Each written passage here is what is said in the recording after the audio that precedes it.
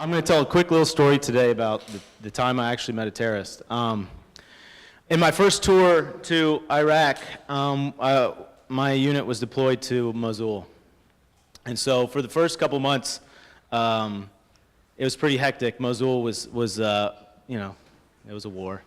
And the first couple weeks, we didn't leave the wire without getting shot at least by a couple rounds, and we got hit by some IEDs. But luckily, we hadn't sustained any major casualties at that point. We'd lost a couple guys from our company, but my platoon was okay.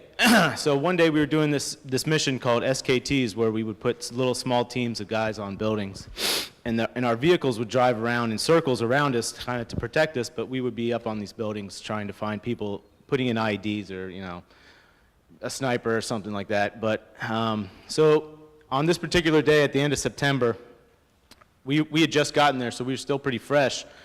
A lot of things were happening in the city. There was a couple of our platoons were in contact, and I was listening to the radio, and I was a team leader. I was a sergeant, and I had 3 guys with me up on this roof.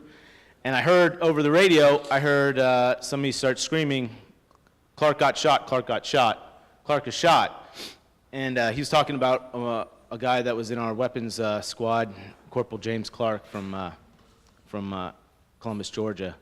And as soon as that happened, people were on the radio. I had 2 radios on me, and it was pretty confused for a minute. So at one point, I guess they like dropped the hand mic, or maybe somebody's vehicle crewman helmet had fallen to the floor, and it hot mic'd. So we heard like everything going on inside this vehicle for a couple minutes, and people were screaming and yelling and saying, Clark was shot in the head, he's bleeding, he's not breathing, and we heard all this stuff.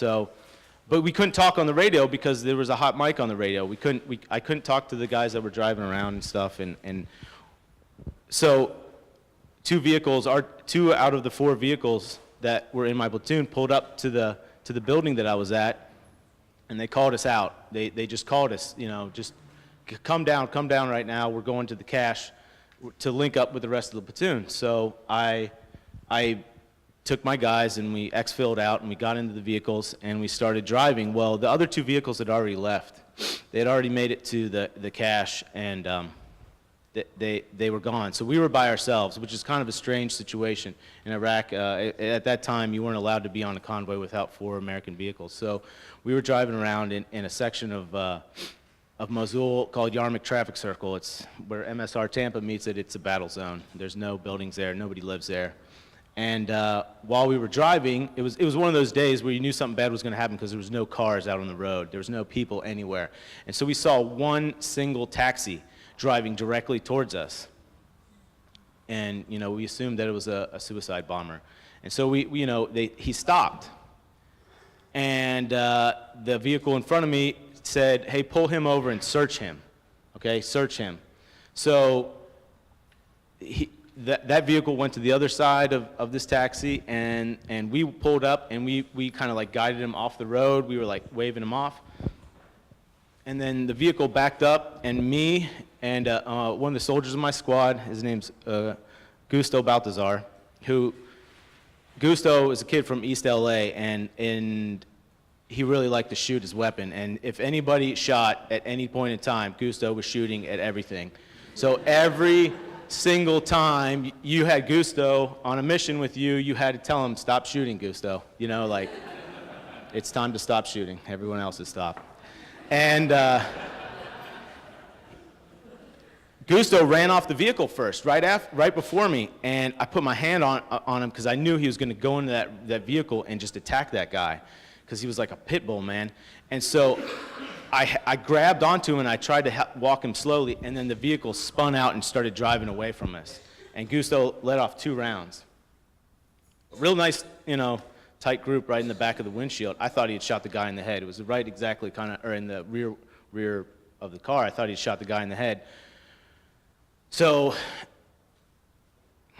we went up to the car. The guy was alive. I yelled at Gusto. I'm not going to repeat what I said to him here, but I yelled at him. And it was just me and Gusto and another guy from California, Say Chow. And I was the guy in charge because I was the sergeant. So I was telling him what to do. I was like, let's pull this guy out, search him from weapons. We searched the whole car. There was no weapons in there. And so when that happens, you know, you have to report it, you know, because that wasn't a guy that was attacking us. That was just a guy driving around in his car. So we called it up, and the platoon sergeant got out, and he was just super pissed off, and he was yelling at me, and he was like, Gusto, why'd you shoot this guy? This is a taxi driver, innocent taxi driver. And we're still all hyped up because, you know, we heard everything about that happened to Clark. And so everyone's amped up, everyone's yelling at each other. We pulled him into a little building. Our doc got out, Doc Welsh, and I don't know if you got, I mean, if some veterans might know, but like the first thing a doc does when somebody gets shot is he starts putting on these blue gloves, you know, real slow like, you know, and you're like, you know, hurry up, man, put the blue glove on. So he puts his blue gloves on and he starts poking his finger in this guy and trying to find the bullet holes, and he finds 2 bullet holes, and one's in his earlobe. Well, you could see the one in the earlobe, and then the other one was right at his trap, and it was an in-and-out bullet. It was absolutely a clean shot. Like, this guy was barely even bleeding. He was okay. So we all felt a little bit better about this, so we're like, all right, let's take him to the cache, get him stitched up, and everything's going to be all right. I mean, we're still like, you know, extremely stressed out at this point because of what happened to our friend. So we get back to the cache, and everybody in the platoon goes to go see Clark, you know? And me and Gusto are now having to walk this guy. He was ambulatory, which meant he could walk. He could walk himself. Walk him into and get treatment and everything. So we walk him into the cache, and it just so happens like 2 beds over from where they're going to treat this guy is Clark. And so we see Clark. He's breathing. He's like intubated, and he had gotten shot directly through the neck. And they put this guy down on a gurney, and they start cutting everything off. And one of the doctors said, "Who is this guy? Was he shooting at you? Is this a bad guy? Do we, you know, because if it's an insurgent, if it's somebody that engaged American forces, you have to detain him. You have to actually, you know, tie him to the gurney and make sure that, you know, he can't escape and everything." I said, "No, man, this is a taxi driver. This is a guy that drove. We stopped him, and he drove away from us, and we shot him. You know, I mean, that's just the truth. You know, I wasn't." And so they cut open his like shirt, and they took everything off, and the interpreter came over, and the interpreter was standing there, and he was an American. He was an American Iraqi that you know, he wasn't a local national. He was an American interpreter in the cache.